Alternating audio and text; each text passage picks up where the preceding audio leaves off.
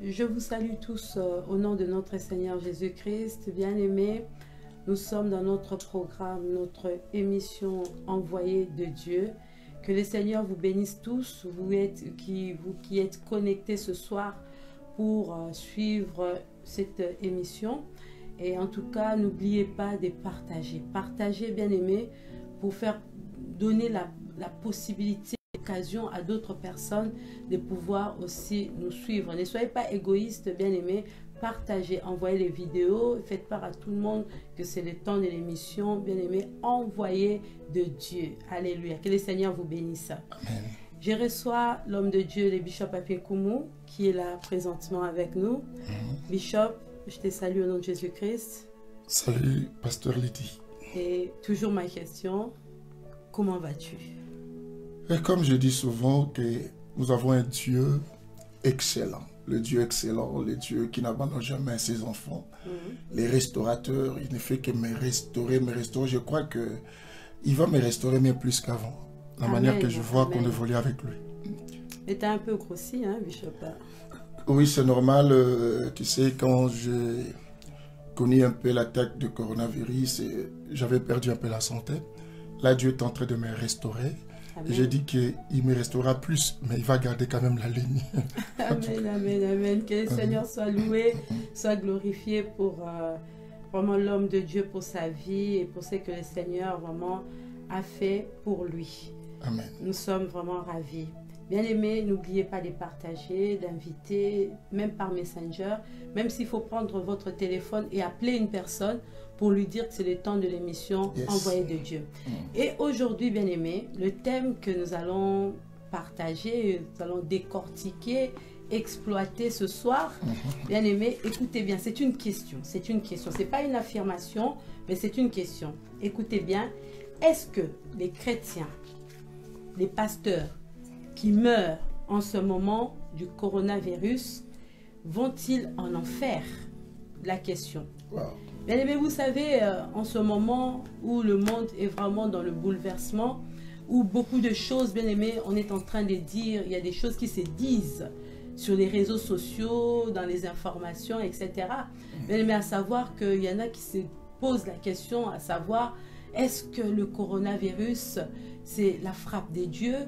Est-ce que c'est parce que nous avons mal marché que Dieu est en train de nous frapper, de nous redresser? Est-ce que c'est l'œuvre du diable? Est-ce que c'est l'homme? Bien, vous savez, il y a beaucoup de choses qui se disent en disant même que il y a une certaine catégorie de personnes qui veulent éliminer une partie de la population pour réduire le nombre de la population. Bien aimé, on entend beaucoup de choses. On entend beaucoup de choses. Et d'autant plus que nous sommes chrétiens et même dans le milieu chrétien, nous entendons beaucoup de choses. Et c'est pour cela qu'aujourd'hui, nous ramenons un thème que j'ai dit tout à l'heure. Est-ce que les chrétiens, les pasteurs qui meurent en ce moment du coronavirus, vont-ils en enfer?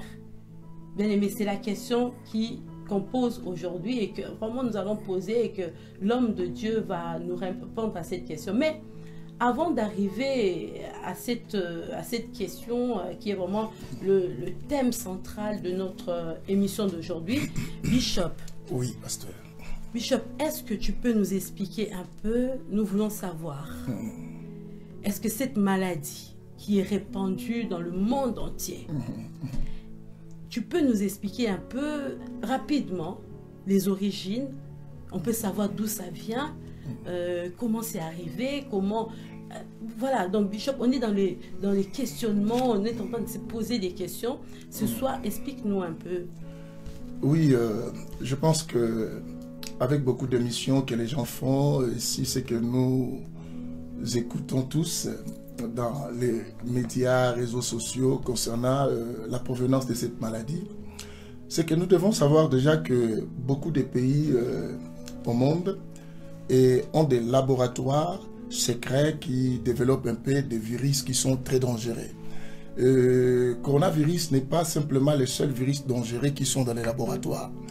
Et certains virus sont conservés peut-être pour attaquer d'autres maladies ou bien pour les armes biologiques par rapport à la guerre. Vous savez que le monde évolue, aussi il y a de la guerre biologique, on peut libérer un virus pour déstabiliser les autres et tout ça, et pour tout ça. Alors, avec ce qui se passe actuellement à la télé, si vous suivez, vous allez voir les États-Unis en train d'accuser la Chine. Et par là, on commence à trouver qu'il y a beaucoup de secrets, parce que Macron même il dit que non, et la Chine ne nous dit pas tout. Si Macron dit ça, c'est qu'il y a beaucoup de secrets comme un complot qui se cache à l'intérieur. Mais comme on n'est pas là, nous sommes pour savoir l'origine. L'origine est bien connue de tous, c'est que cette situation vient de la Chine.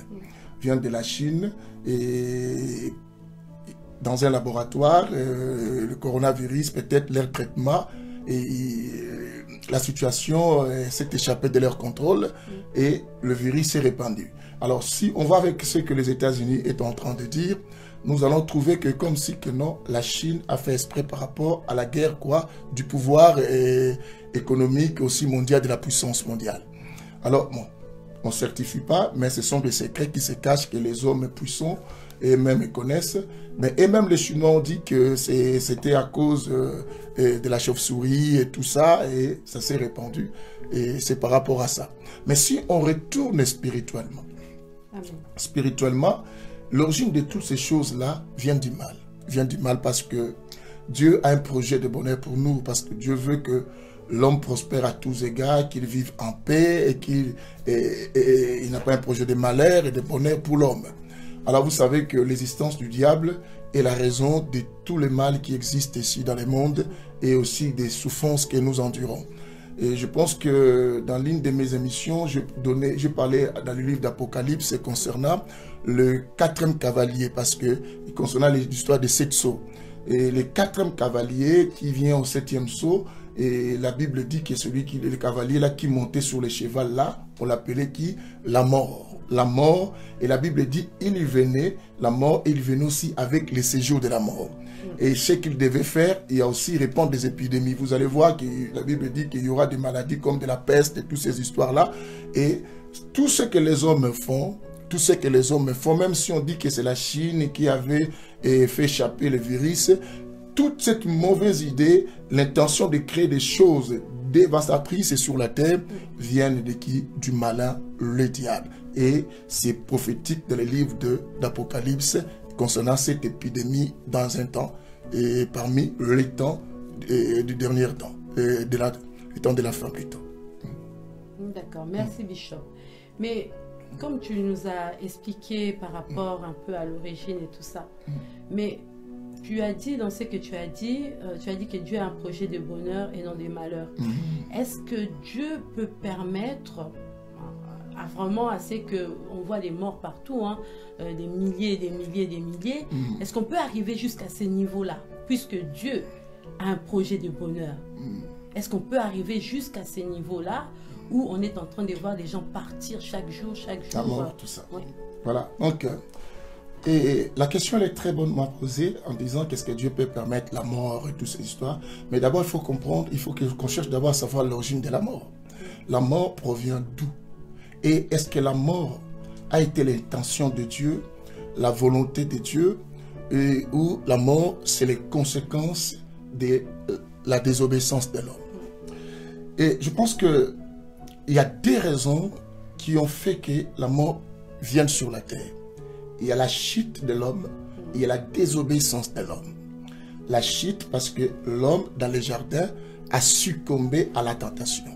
La désobéissance parce que l'homme n'accepte pas ce que Dieu dit et ne respecte pas les prescriptions, les commandements de Dieu. C'est ainsi que dans le livre de Romains, chapitre 6, verset 23, et tout ça, quand l'homme désobéit, nous voyons directement l'origine de la mort qui vient quoi? Le péché. Lis-nous un peu Romains chapitre 6, verset 23. Rapidement pour que j'éclaircisse ma réponse encore. Romains chapitre 6, verset 23.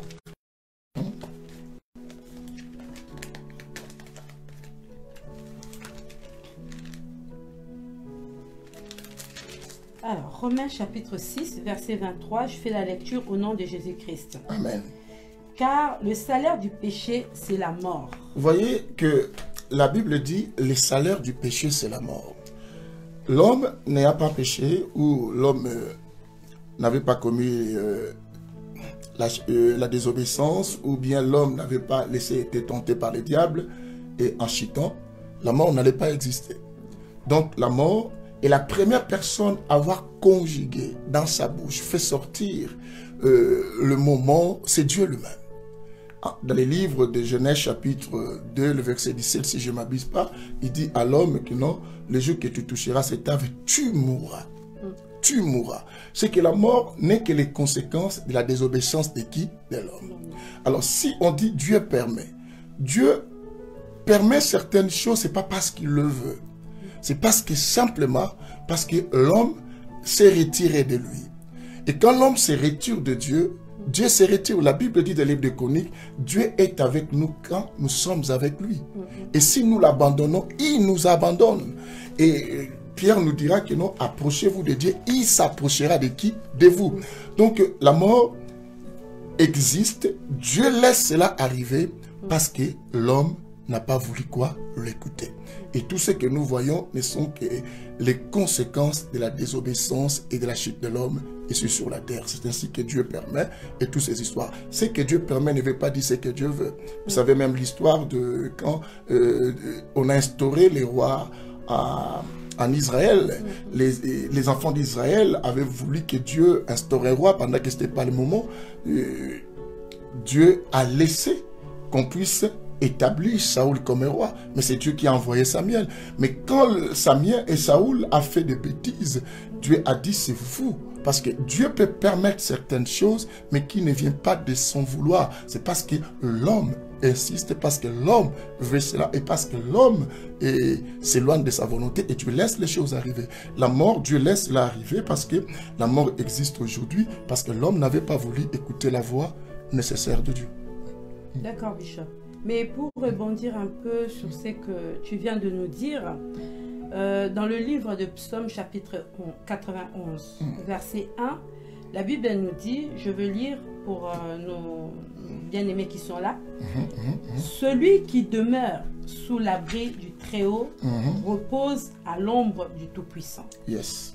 Mais comment on peut expliquer la mort parmi les enfants de Dieu, parmi les chrétiens? Est-ce que il y a eu ces pasteurs ou ces frères et sœurs qui meurent en ce moment parce qu'ils ont désobéi à Dieu, parce qu'ils n'ont pas marché dans la crainte de Dieu, parce qu'ils ont fait peut-être des choses qui n'ont pas plu à Dieu?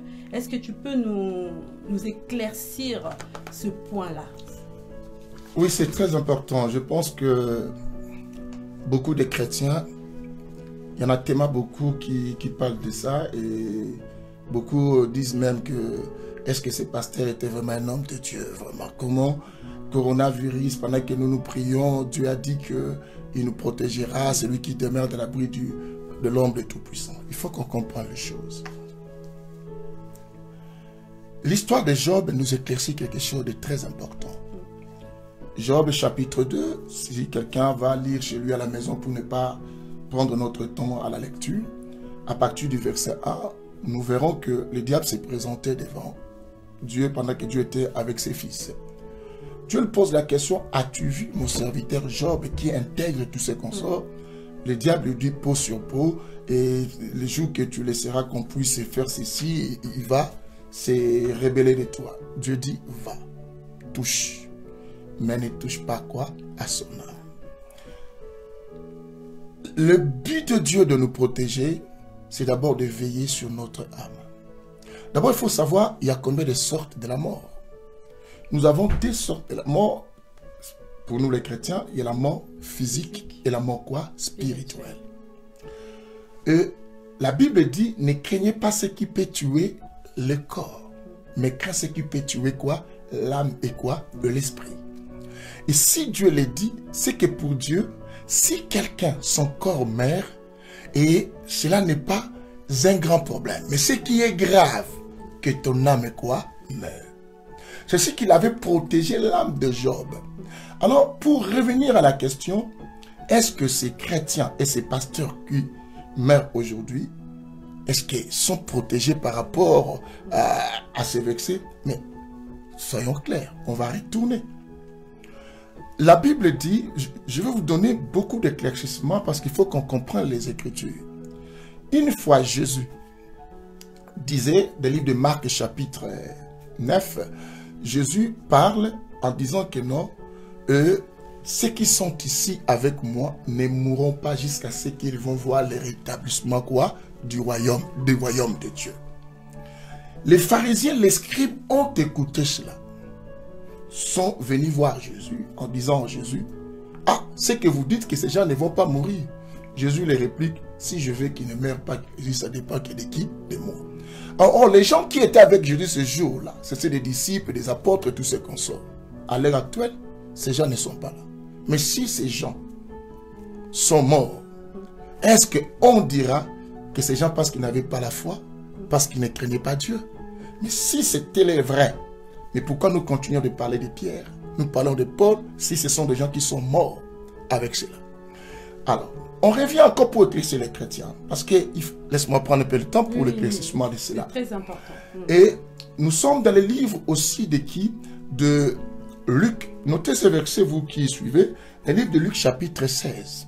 Si on commence à partir du verset 19, pasteur, toi tu vas me prendre quelques versets. Lis-moi le verset 21 simplement. Les autres vont lire à partir du verset 19.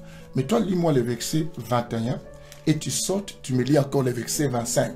Je vais expliquer quelque chose là-bas. Alors, Luc, chapitre 16, oui. Verset 21 d'abord.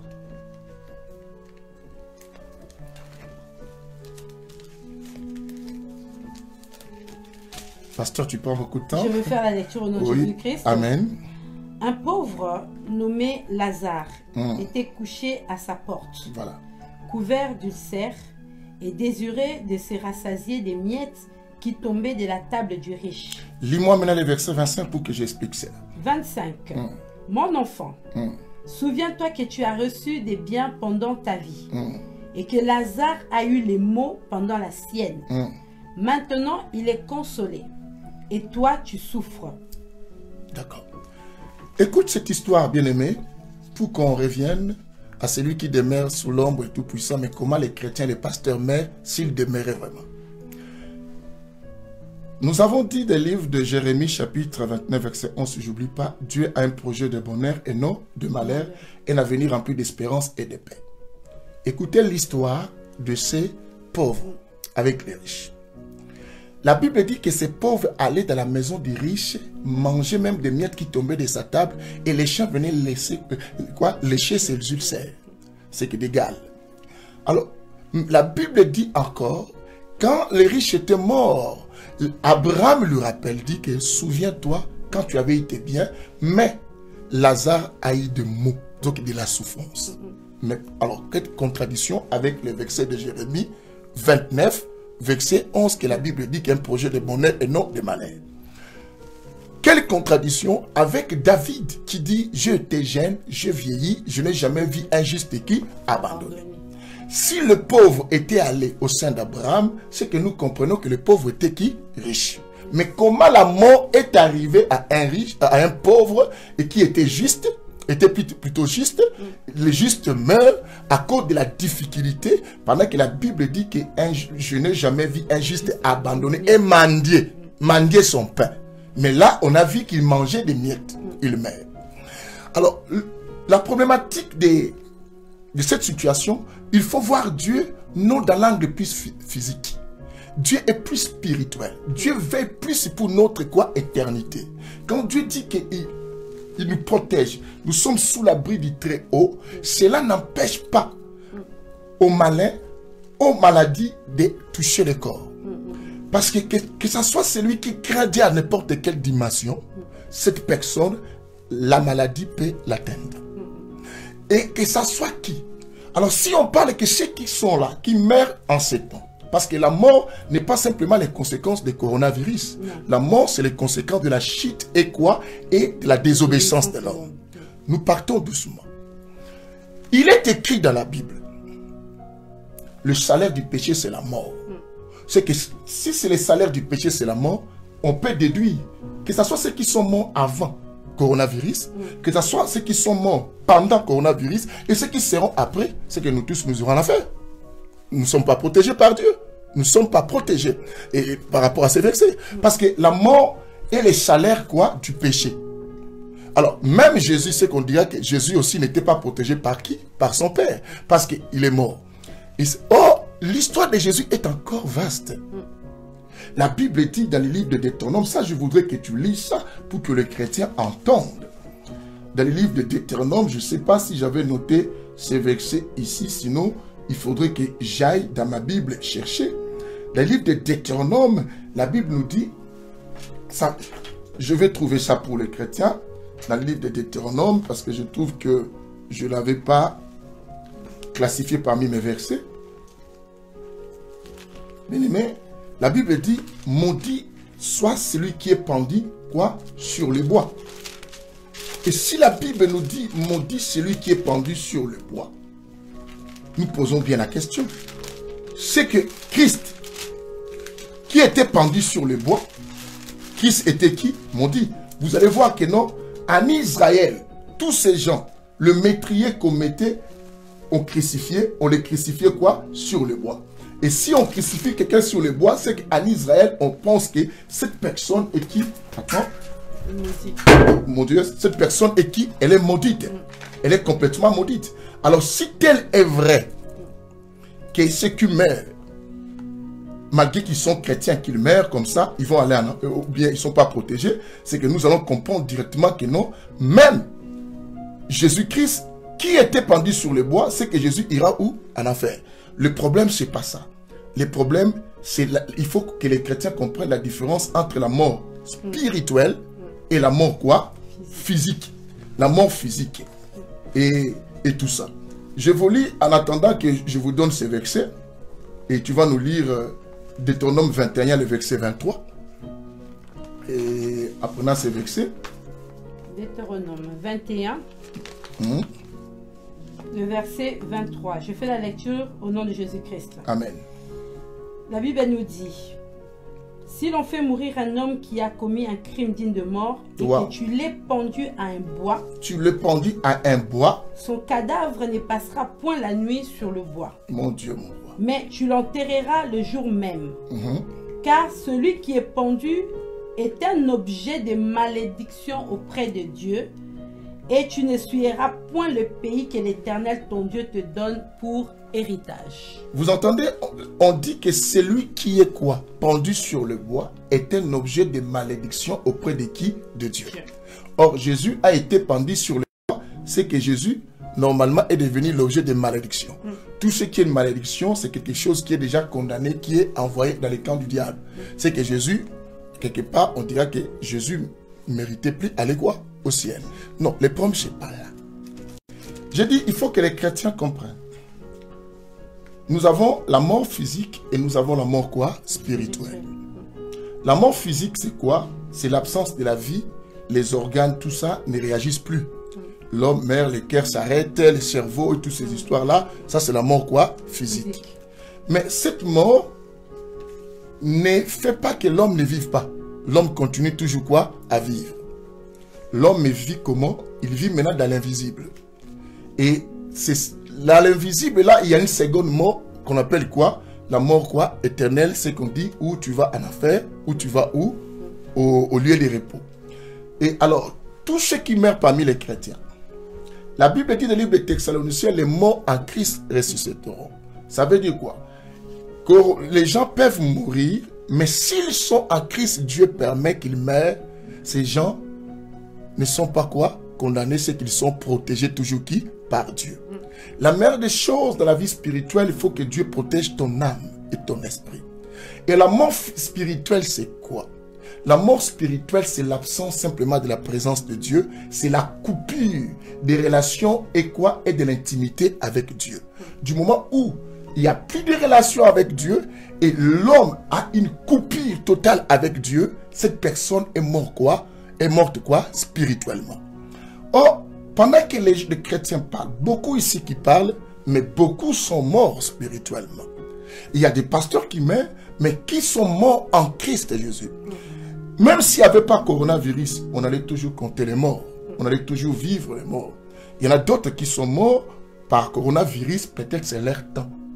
Ce n'est pas simplement parce que je vous ai expliqué dans une autre émission, et que ce soit les mots, que ce soit les biens, c'est Dieu qui en est qui? L'auteur. Sous le soleil, il n'y a rien qui existe sans la volonté de qui? De Dieu. On dit nous-mêmes, Dieu est le maître des temps. On dit encore et des circonstances.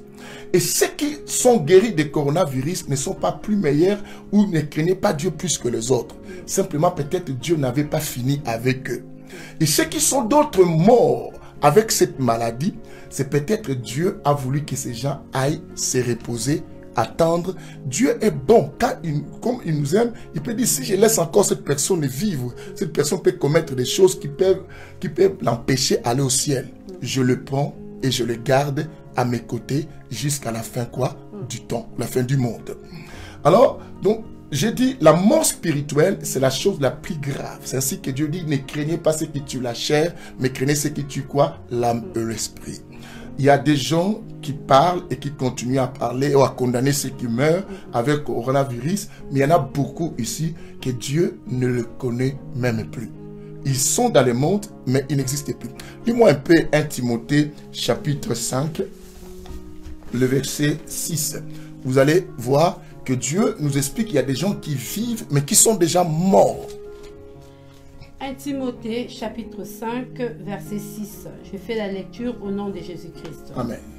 Mais celle qui vit dans le plaisir est morte quoique vivante. Et celle qui vit dans le plaisir est morte et quoique vivante. Vous entendez vous-même. Dieu dit quelque chose de très important. Il y a des gens qui vivent, mais comme ces gens vivent dans les plaisirs c'est quoi? C'est tout ce que nous rêvons dans ce monde. Tout ce qu'on veut gagner dans ce monde, tout ce qu'on rêve, tout ce qu'on veut devenir dans ce monde. Et du moment où l'homme vit dans ces choses, la Bible nous dit que non, cet homme, bien que vous le voyez vivant, c'est un cadavre. Bien aimé, nous avons des cadavres ambulants chrétiens. Beaucoup qui prient ici, là, ils prient, mais ils sont des cadavres. Il y en a beaucoup qui condamnent, mais ils sont des cadavres. Parce que des êtres spirituels, quelqu'un qui a encore en vie spirituellement, ne dit pas quelque chose si Dieu ne lui a pas révélé. Je dis la mort spirituelle, c'est la coupure totale avec Dieu, c'est l'absence de la présence de Dieu dans la personne. Et quand il y a une coupure, c'est ainsi ce qui s'est passé dans le jardin d'Éden, quand l'homme a chuté. Et il y a une coupure relationnelle avec qui? Avec Dieu et de communion avec Dieu. Et c'est ce qui fait que jusqu'à aujourd'hui, le péché continue. L'homme s'est éloigné de qui? De Dieu. Il faut que Jésus vienne pour rétablir la communion de Dieu avec l'homme. C'est ce que la Bible dit, celui qui n'a pas le Fils de Dieu n'a pas la vie.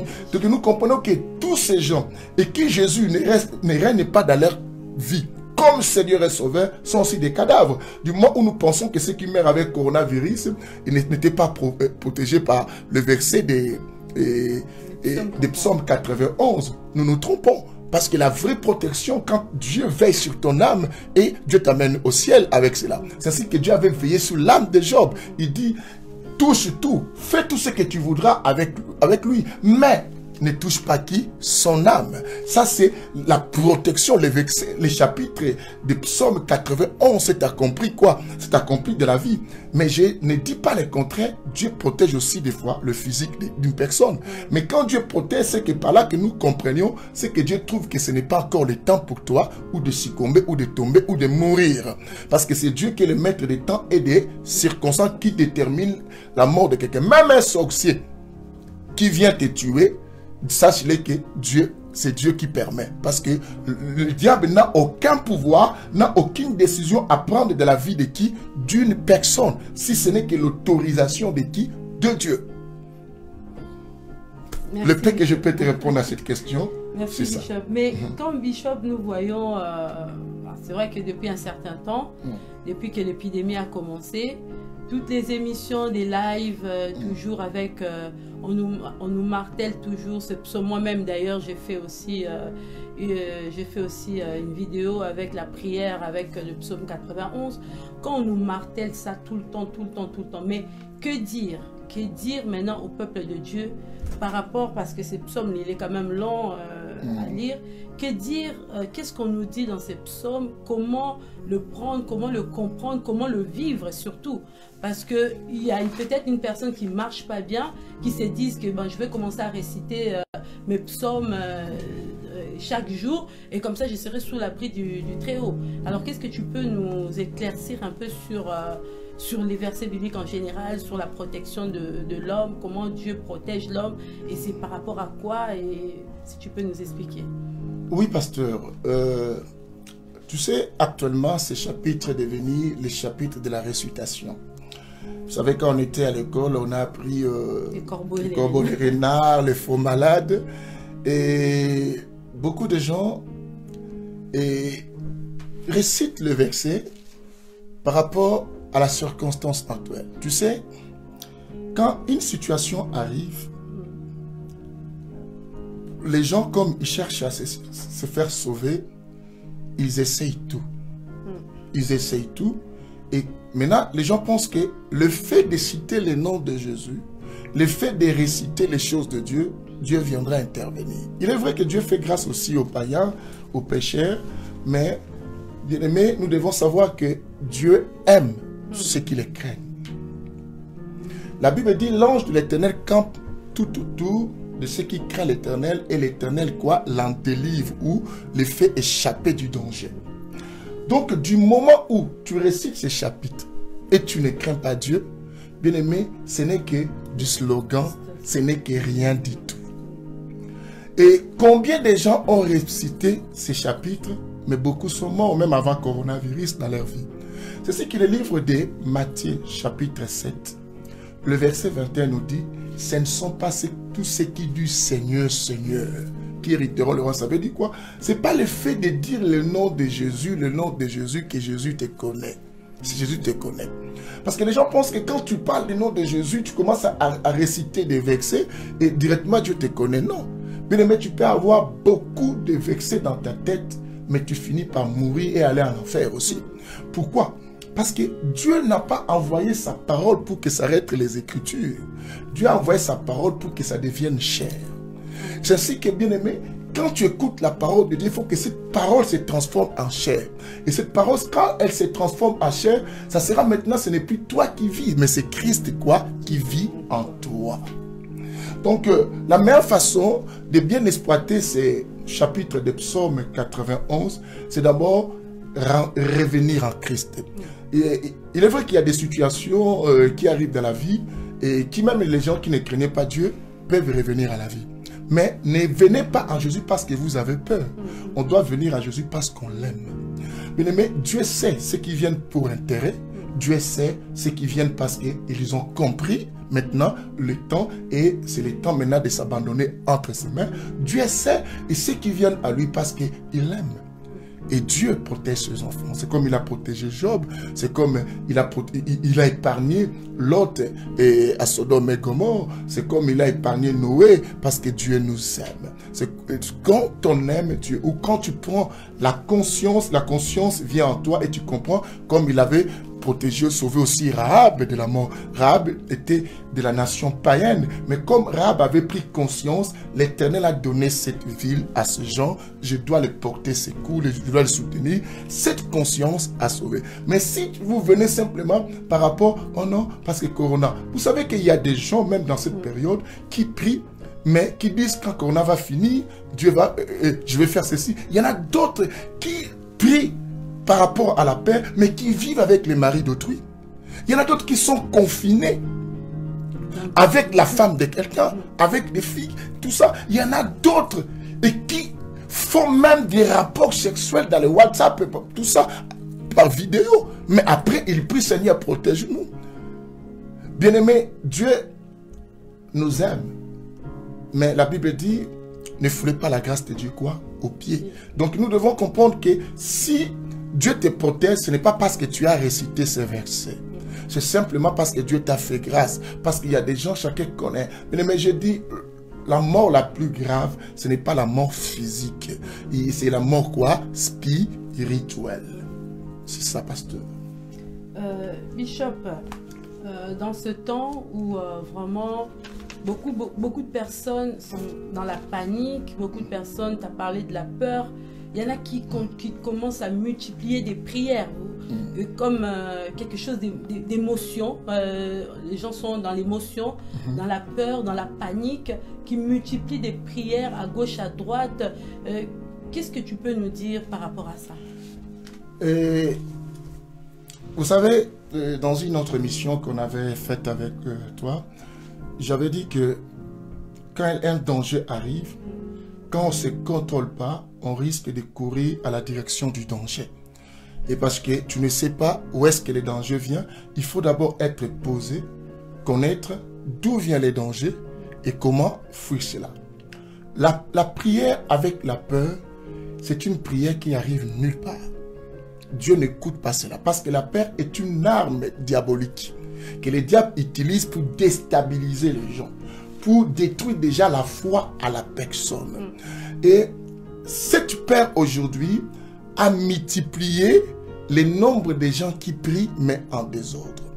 C'est ce que vous allez voir, j'avais suivi l'une de tes émissions, tu parlais que les gens mettent plusieurs téléphones, ils voient les sujets là-bas, ils prient, ils prient.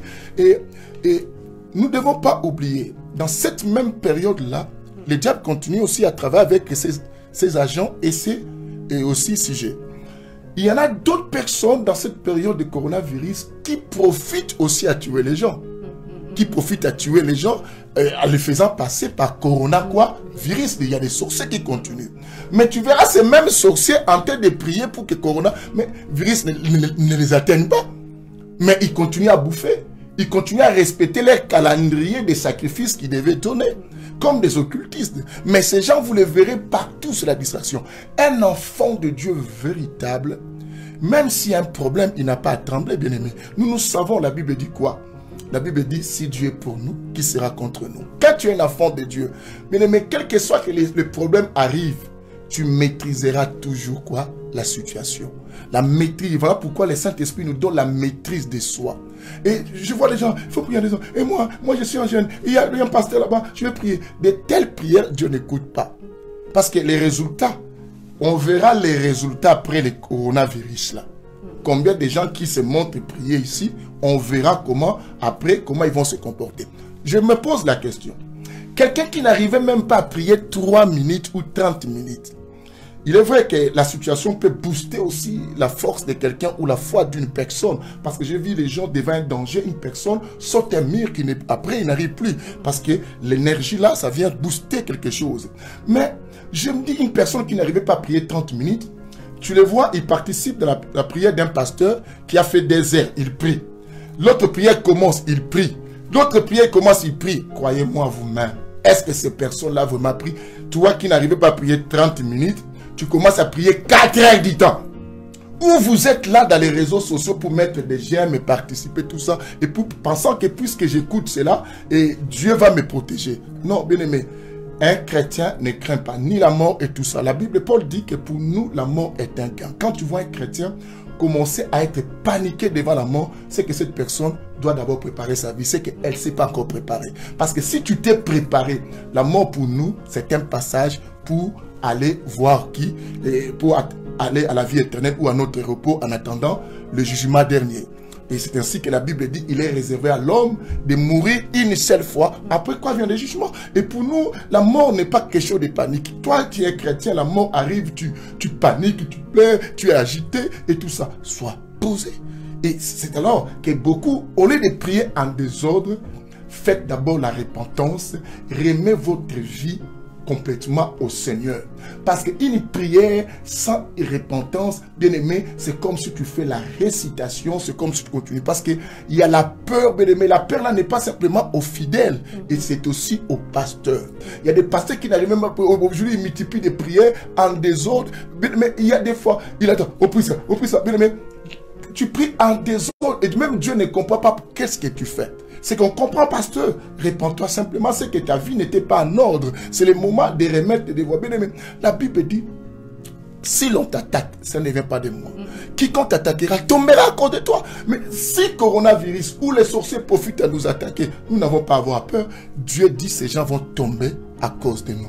Et Dieu dit, on vous fera la guerre, on ne vous vaincra pas. Bien, mais si tu connais toutes ces promesses et tu marches dans la crainte de Dieu, tu sais que non, je suis vraiment dans la protection de Dieu et tu ne vas pas prier à la peur. La peur, recevez et comprenez, la peur n'est pas un outil de Dieu de travail. La peur, c'est un outil de travail diabolique. Les diables l'utilisent pour déstabiliser les gens. Il sait que quand tu es paniqué, tu vas prier à désordre et tu n'auras pas tous tes états de la conscience.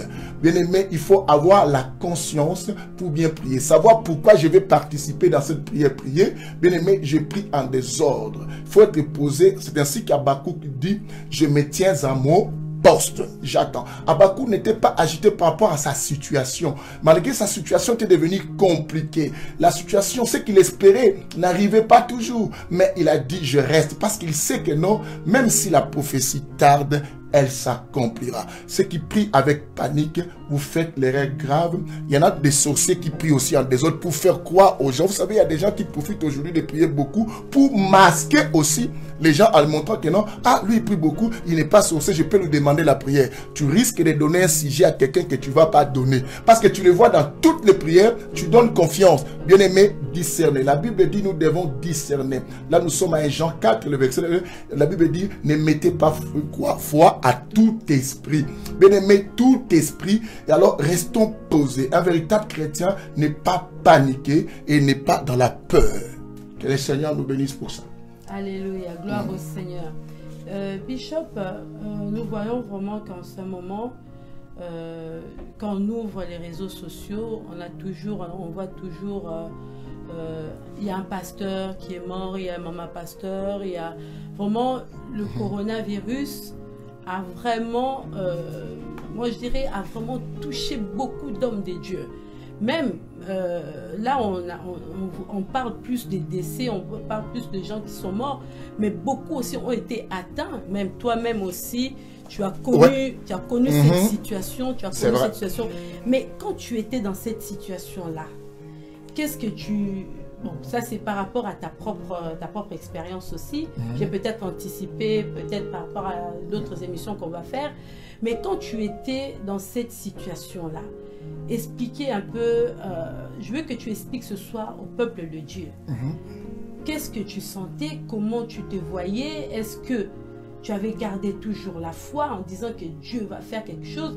Ou pendant qu'on te disait que monsieur, on t'a annoncé, monsieur, vous êtes atteint du coronavirus, et à ce moment-là, est-ce que tu avais déjà pensé à la mort? Parce que on associe beaucoup coronavirus toujours à la mort. On parle beaucoup plus de gens qui meurent, mais on parle moins des personnes que Dieu guérisse aussi. Mais quand tu as eu cette nouvelle-là, tu étais dans quel état?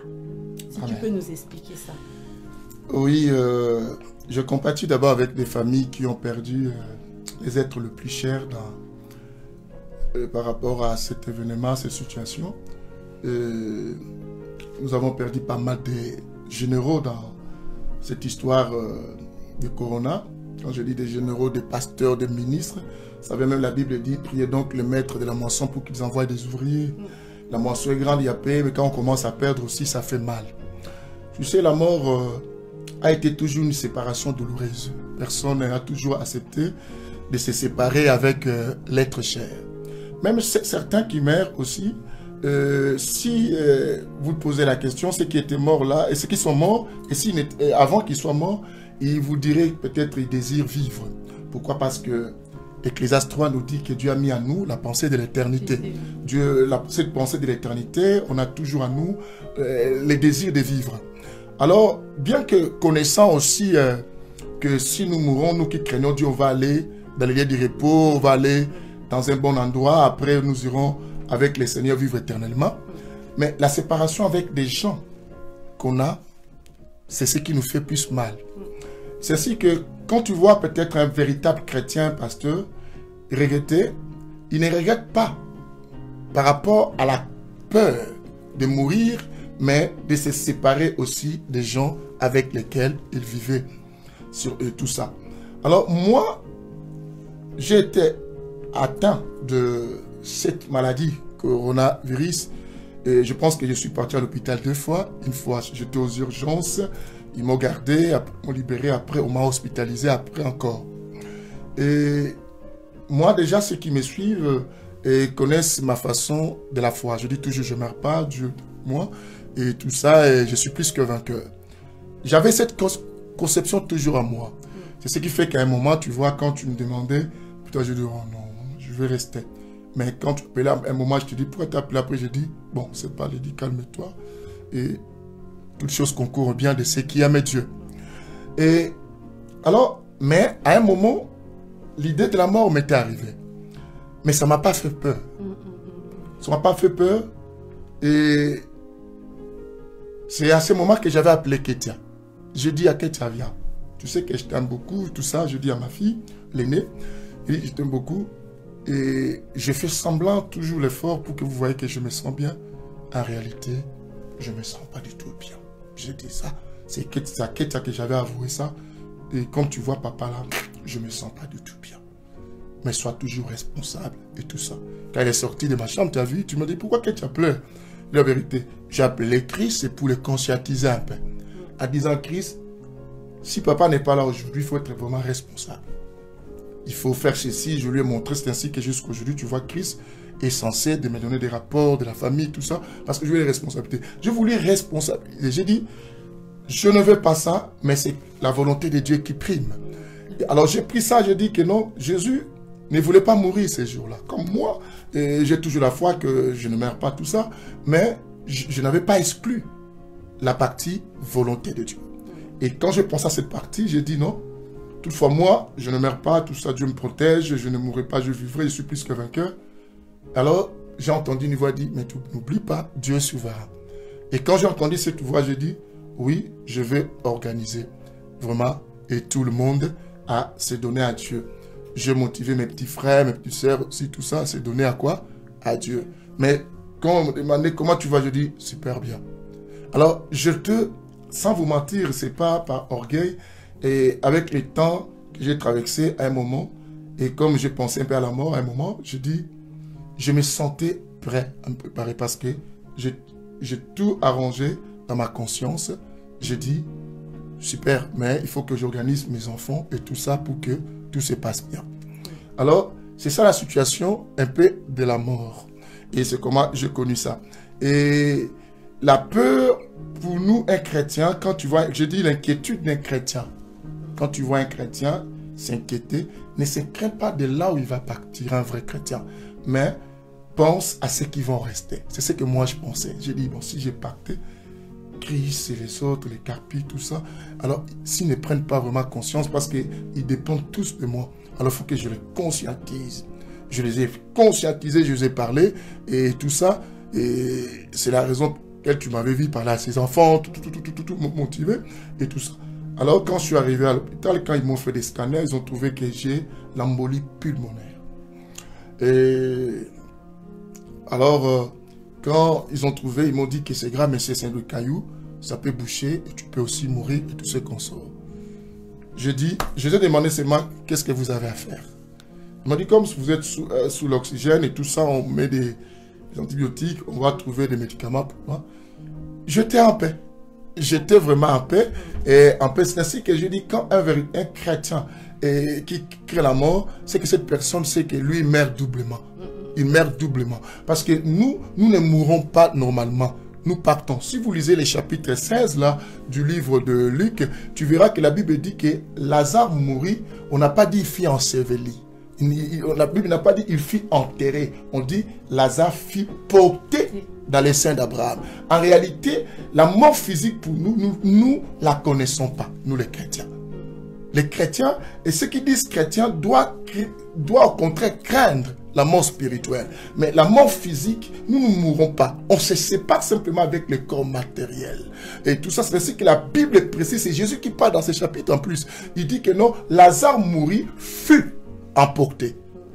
Porté dans les seins d'Abraham, les riches mourit, fut enterré, enseveli. Donc il y a une différence entre la mort des chrétiens et tout ça. Alors si nous voyons les pasteurs mourir, tout ça, moi ce que j'ai à dire aux chrétiens, vous devez plus craindre la mort quoi, physique.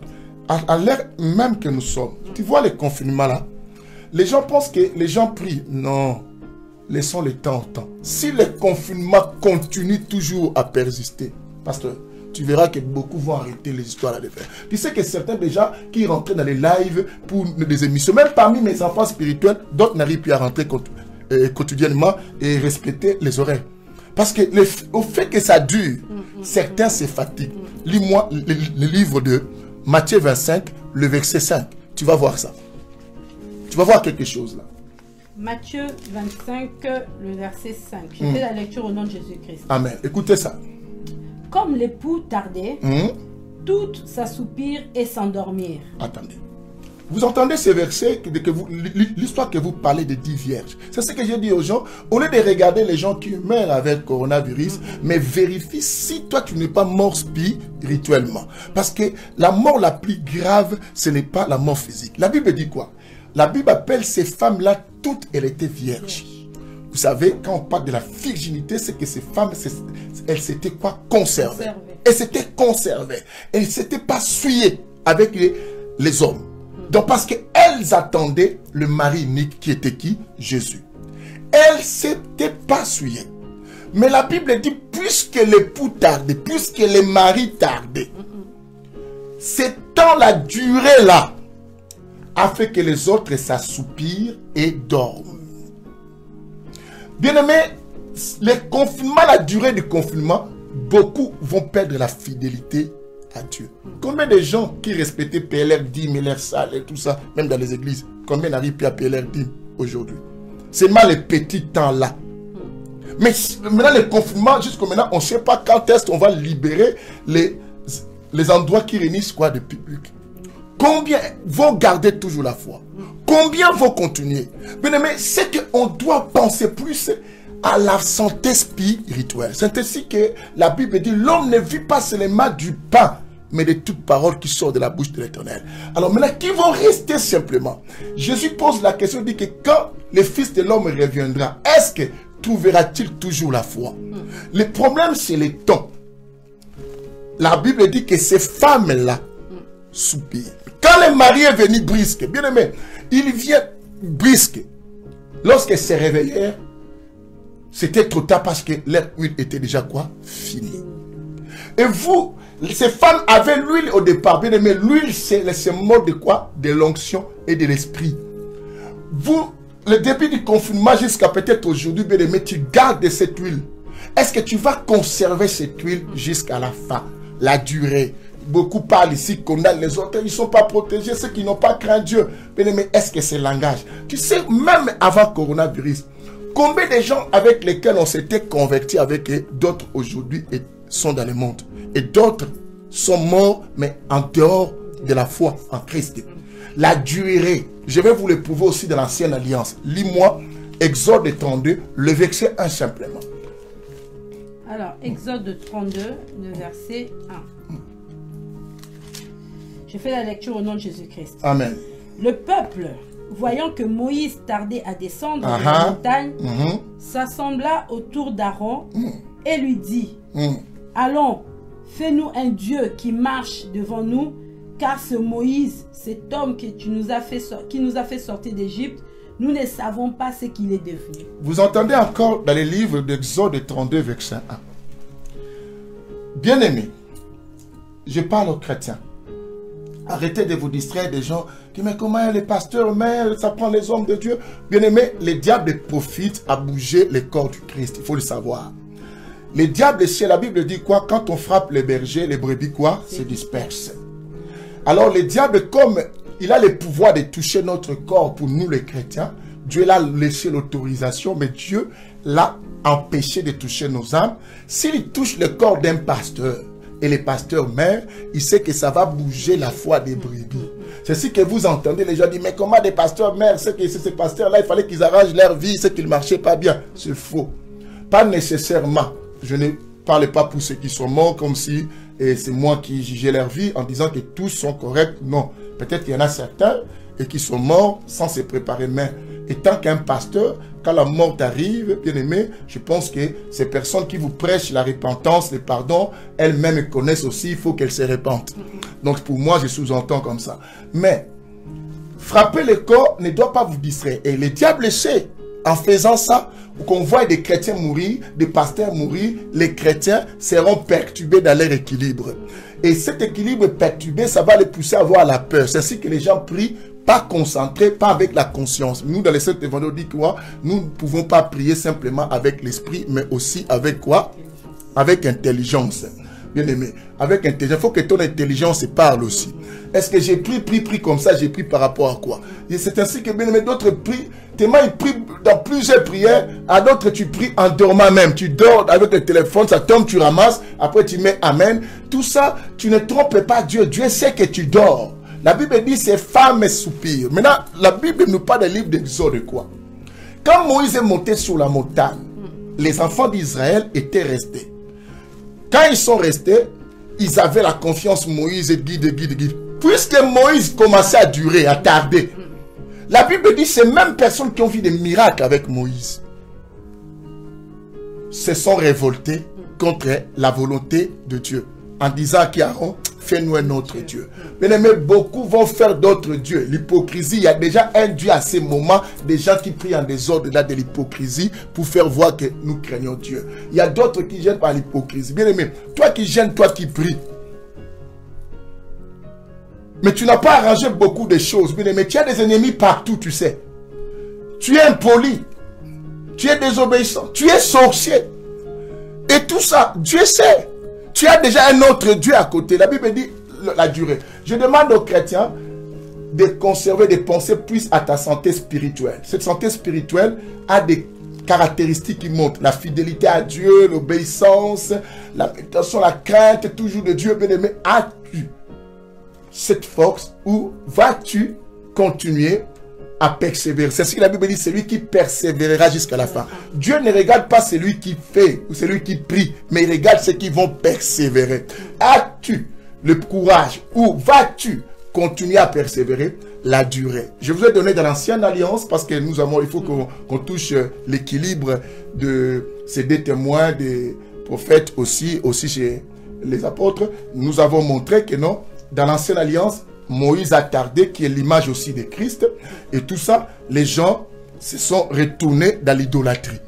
Dans l'idolâtrie. Beaucoup, puisque là, ça commence à durer. Comme ils attendent que non, oh, on est maintenant sur les plateaux, les gens meurent moins, ça commence à diminuer. Les pics. Bien aimé, tu verras la nature cachée de chacun va commencer à remonter. Parce que comme il y avait beaucoup de morts, tout ça. Et ceux qui n'ont pas atteint ça, bien aimé, ils pensent que c'est fini. Bien aimé, qui te dit que tu ne peux pas atteindre ça peut-être demain? Tout ça, il faut voir. Mais le problème, garde plus. Bien aimé, pense plus à là où tu vas aller vivre éternellement que de te distraire aux morts. Pourquoi les chrétiens meurent? Pourquoi les pasteurs meurent? Je vous ai dit, la mort physique n'est pas synonyme de la condamnation pour aller au ciel. Si la mort physique est condamnable pour aller au ciel ou partir à l'enfer, bien aimé, c'est que Jésus lui-même est mort parce que la mort a pour source le mal, le péché. Le péché. Alors, c'est ainsi que Dieu permet le corps d'un chrétien aussi mourir parce que le péché est attaché à ce corps. Alors, la vie, on doit donner quoi à notre âme? Bien aimé, vas-tu arriver, toi qui pries avec 1000 pasteurs, vas-tu arriver toujours à continuer à prier avec 1000 pasteurs? Sinon, remets tes deux pieds posés, reste dans ta tribu. Chaque tribu a son pain, reste à ta tribu. Prie à ta tribu, ne te distrais pas, c'est très très important. Sauve plus ta vie spirituelle. La mort spirituelle est plus grave que la mort physique que vous pouvez voir. Bien aimé, si tu es hypocrite, tu n'as pas préparé tout ça. Si tu fais de la gentillesse de la bouche et du cœur, tu es éloigné de Dieu. Et c'est ainsi que, parce qu'on va lire un verset. Hein. Attends, je cherche ça dans le livre de Ésaïe 29. C'est très important parce que les gens prient tellement, ils ne savent pas que nous ne sommes pas les premiers à beaucoup prier. À beaucoup prier. Même dans les temps anciens, il y a eu des situations comme ça qui étaient graves et les gens commençaient à prier. Hein? Alors, oh mon Dieu, oh mon Dieu. C'est très très important. Il faut que on voie des choses comme ça.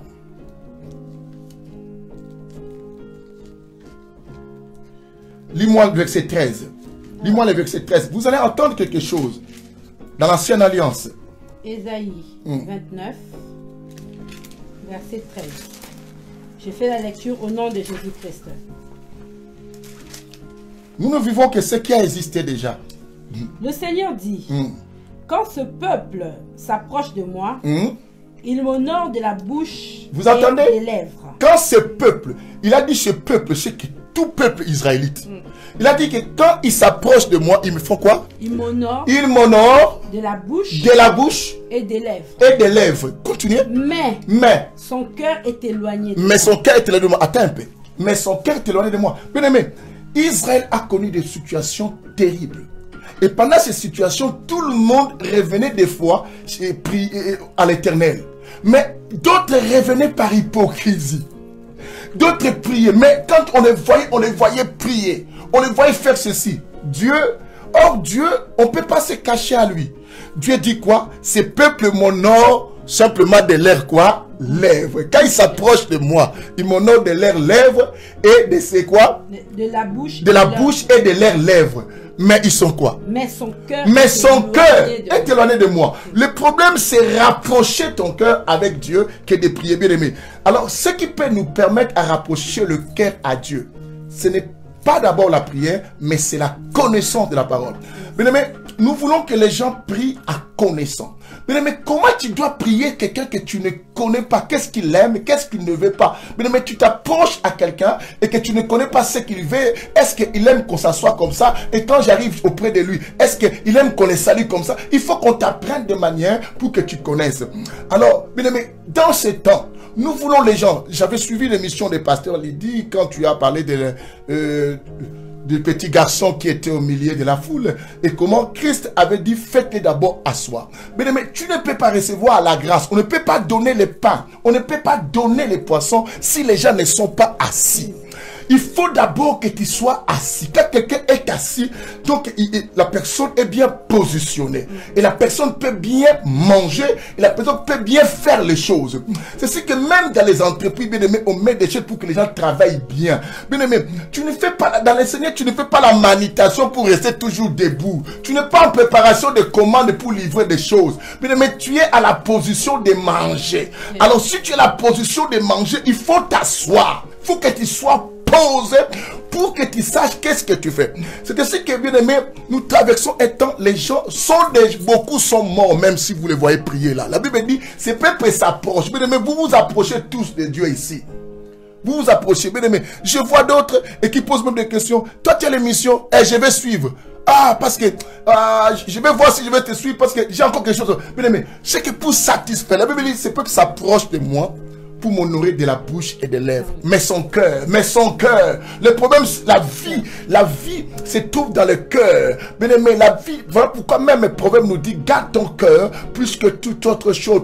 Proverbe 4, verset 23, parce que c'est de lui proviennent les sources de la vie. Bien aimé, alors il faut que ton cœur s'approche de Dieu. Alors, la mort physique est un gain pour nous les chrétiens. Bien aimé, on n'a pas à avoir peur de cela. Même si tu vois un pasteur mourir, bien aimé, glorifie Dieu. Amen. Glorifie Dieu. Tu vois un chrétien mourir, bien aimé, bénissons Dieu. Nous qui sommes restés, c'est nous qui sommes restés dans une situation compliquée. Parce que si nous ne craignons pas Dieu, si nous ne persévérons pas, si nous ne restons pas assis pour manger du pain. Or, le pain, c'est la parole. Si on ne mange pas le pain, bien aimé, on est debout. Une personne debout est agitée, bien aimé. On est tellement debout, bien aimé, on n'aura ni les poissons, on n'aura ni le pain. Et bien aimé, nous allons adorer qui?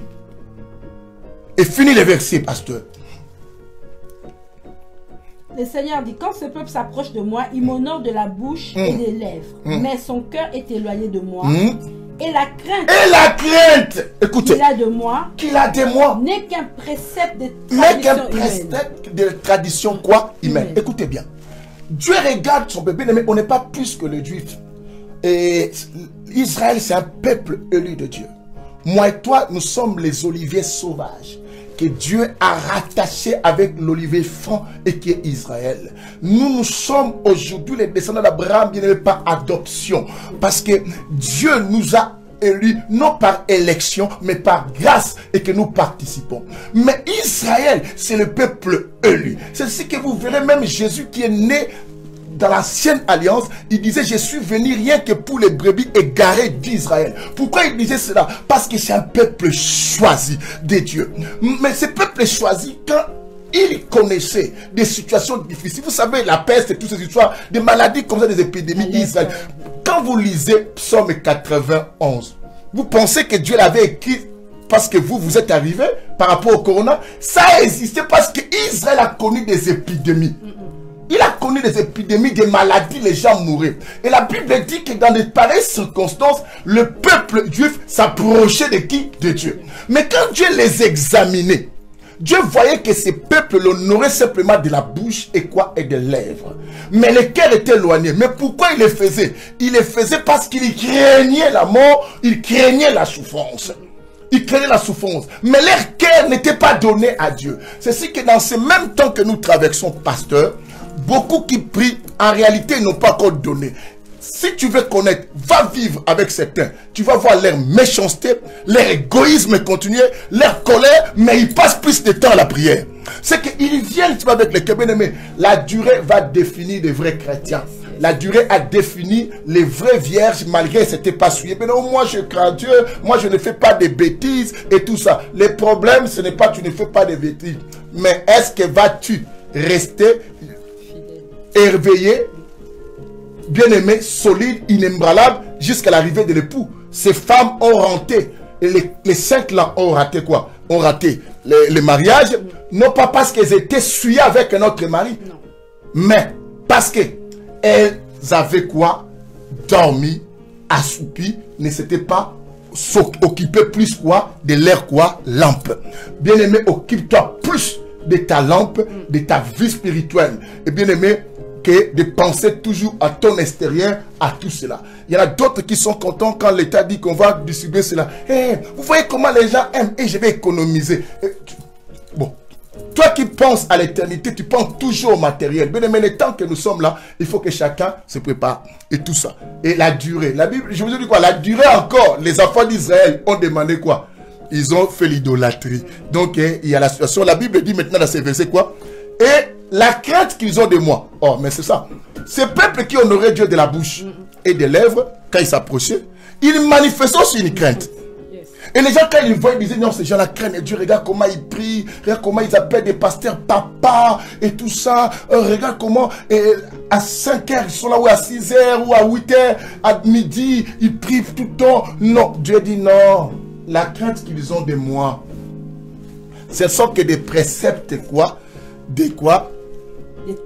Des traditions humaines. Ça veut dire quoi? Il y a des coutumes, il y a des... Bien aimé, il y a des traditions dans certaines tribus où on doit respecter, on doit saluer les gens comme ça. Prenons comme le Congo. Papa, attends. Quand tu dis, ah, cette personne est humble, non. Ce sont des craintes et qui sont que des préceptes, des traditions humaines. C'est ce que nous voyons, bien aimé. Les chrétiens d'aujourd'hui ont des traditions humaines, des apparences. Ça veut dire des apparences.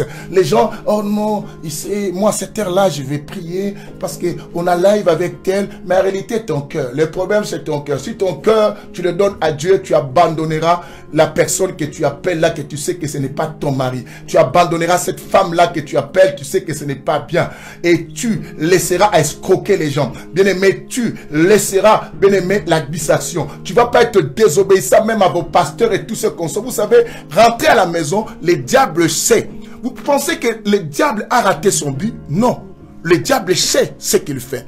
Quand Dieu envoya le diable aller toucher Job, il a dit, je te laisse sous ton pouvoir. Quand Dieu laisse le diable, il laisse le monde sous le pouvoir du diable, Dieu se retire.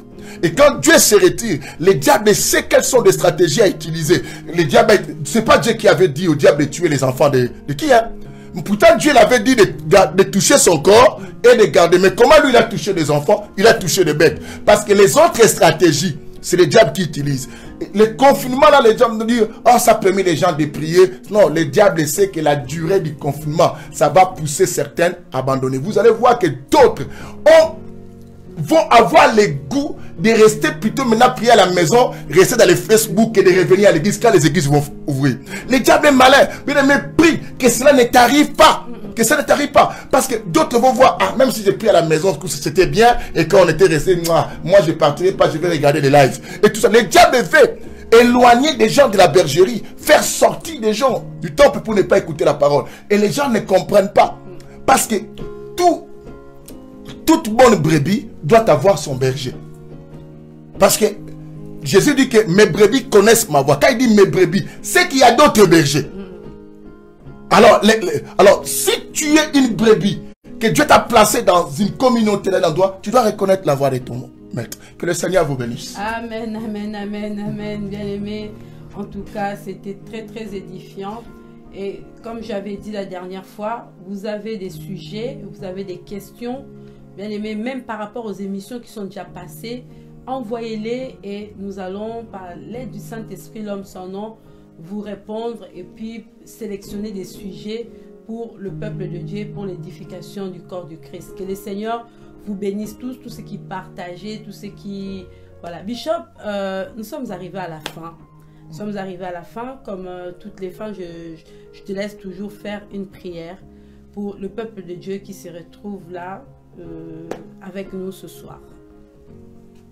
Je dirais aux gens bien-aimés, de pareilles émissions, au lieu de vous donner à chercher en Facebook, là où il y a la prière pendant qu'on enseigne, vous faites une erreur grave. Il faut écouter. La Bible n'a pas dit la foi vient de la prière. La foi vient de ce qu'on attend. Maintenant, quand tu attends, quand tu pries, tu prieras avec la foi. Tu prieras avec la foi et tu seras déterminé et parce que tu connais maintenant qui tu adores. Je ne veux pas que vous tombiez dans... comme la femme samaritaine, bien aimé, c'est bien beau de lire et de partager avec les gens des versets, de les afficher sur vos pages Facebook, mais si ces paroles ne se transforment pas la vie chez vous, bien aimé, vous faites une erreur très très grave. Et pour faire ma conclusion avant de prier, je vous ai dit que non, et ne craignez pas ou bien ne faites pas comme si j'ai des polémiques. Et le pourquoi beaucoup de chrétiens meurent et de pasteurs meurent avec cette maladie, Psaume 91. Il ne faut pas aussi suivre ceux qui sont un peu des radicalistes et qui donnent ces versets, mais ça ne peut pas toucher un enfant de Dieu. Non, c'est de n'importe quoi. Parce que c'est que il y a des gens qui ne comprennent pas les Écritures. La Bible dit que non, ils ont les yeux pour voir, mais ils ne voient pas. Ils ont les oreilles pour entendre, ils n'entendent pas. Et tout ça. Et la Bible dit même, vous sondez les Écritures pensant trouver en elle la vie, vous ne trouvez pas. Et pourquoi? Parce qu'ils lisent mal. Et même Dieu, Jésus lui-même, les malheurs atteignent aussi les justes. Quand il dit, mais oui, il a dit, il en délivre. Quand Dieu délivre les soucis de Dieu, il a délivré Job. Il délivre d'abord plus l'âme et la position physique. Dieu voit ça après. Dieu ne pense pas plus à la chair parce qu'il sait que la chair va retourner. Vous connaissez vous-même des livres de Genèse chapitre 3. La Bible dit, vous êtes poussière, vous y retournez. C'est que la chair retourne d'où elle provient et tout ça. Donc, la meilleure façon, bien aimé, veillez à ton âme. Et où est-ce que ça va aller? Je vous ai dit, il y a des morts physiques. Et quand tu crains Dieu, bien aimé, la mort physique, tu ne la connais pas. Nous ne connaissons pas la mort physique. Parce que on ne nous enterre pas. Bien aimé, nous partons directement au sang d'Abraham dans les repos. Alors, mais la Bible a précisé à Thessaloniciens, quand lui, Jésus, reviendra pour l'enlèvement, les morts en Christ, c'est quand Jésus parle, je dis, mais Jésus, pour nous les chrétiens, il n'y a pas la mort, comment Jésus a dit la mort? Jésus dit des fois le mot mort pour vous faire comprendre, mais lui, il a appelé ça toujours le sommeil. Bien aimé, nous sommeillons un peu pour nous reposer, pour recharger notre vie. Bien aimé, même dans la vie physique, il est conseillé à un homme de bien dormir pour pouvoir recharger un peu ses cellules, ses organes, toutes ces histoires-là très très importantes. Alors nous sommes dans le sommeil, nous dormons, mais nous ne sommes pas morts. Mais quand il parle de la mort pour faire comprendre, il dit que non, le mort en Christ, quoi?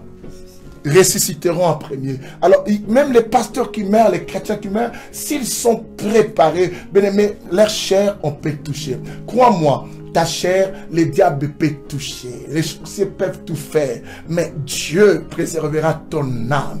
Et si si Dieu a encore besoin de toi de faire quelque chose sur la terre, Dieu va te protéger aussi physiquement. Mais si Dieu autorise que tu meurs, n'est pas synonyme et que non, tu vas directement en enfer.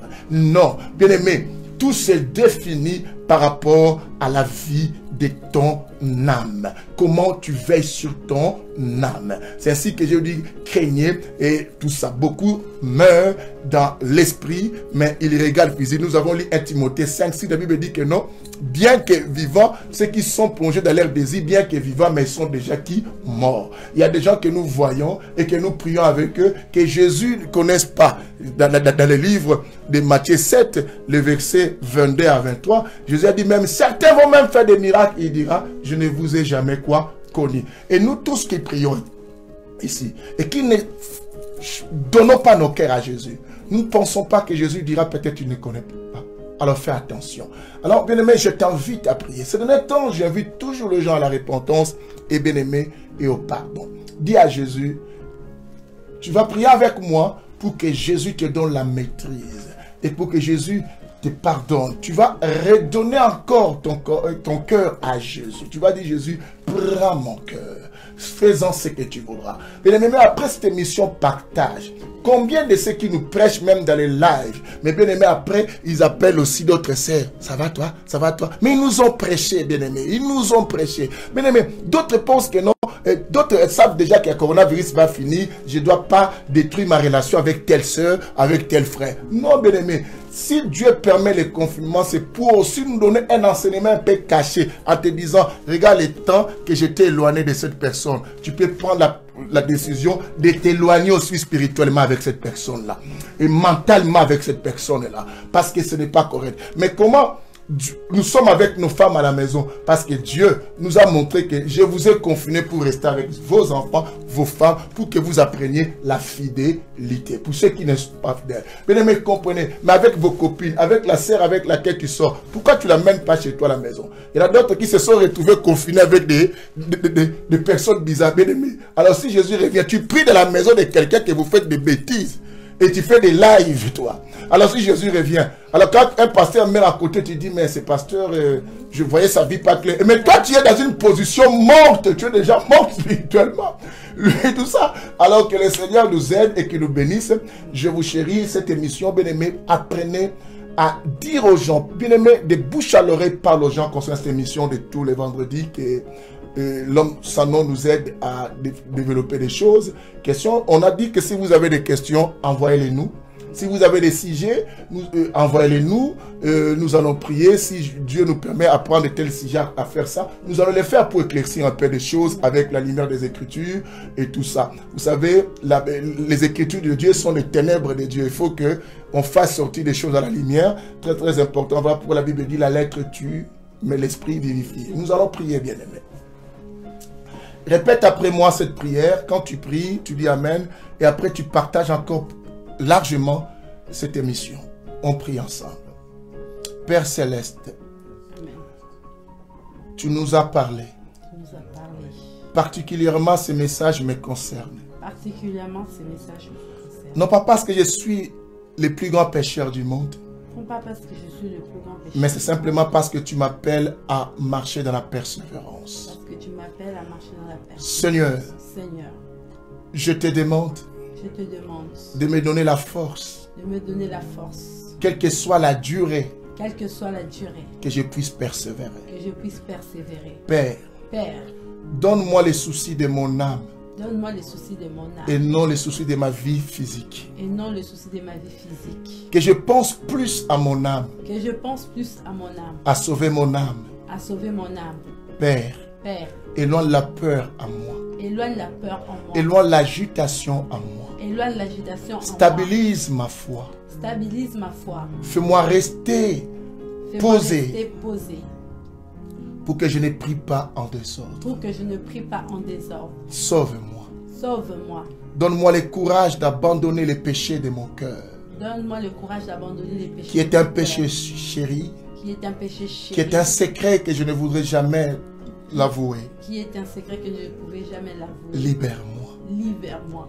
Je me remets entre tes mains. Je me remets entre tes mains. C'est toi le maître des temps et des circonstances. C'est toi le maître des temps et des circonstances. Ceux qui sont morts par cette maladie. Ceux qui sont morts par cette maladie. Mais cela n'empêche pas que d'autres meurent sans être malades. Cela n'empêche pas que d'autres meurent sans être malades. Seigneur, sauve-moi. Seigneur, sauve-moi. Je vais être un véritable chrétien. Je Je veux être un véritable chrétien. Je veux que ce temps de confinement Je veux que ce temps de confinement ne soit pas seulement un temps de rester à la maison pour me reposer, ne soit pas seulement un temps de rester à la maison pour mais me soit reposer, un temps de la réflexion pour moi mais que ce soit un temps de la et de la réflexion prise pour de moi, conscience et de la prise de conscience et de la décision, Père, pour changer ma vie. et de la décision, Père, pour changer ma vie. Seigneur, Seigneur, merci merci. et Amen. Amen. Que le Seigneur vous bénisse. Amen, amen. Bien-aimés, que Dieu vous bénisse. N'oubliez pas même après de partager, envoyer vos questions, des sujets et vraiment que Dieu vous fasse beaucoup de bien. En tout cas, shalom chez vous. Que Dieu vous fasse beaucoup de bien. N'oubliez pas que tout à l'heure, nous allons nous retrouver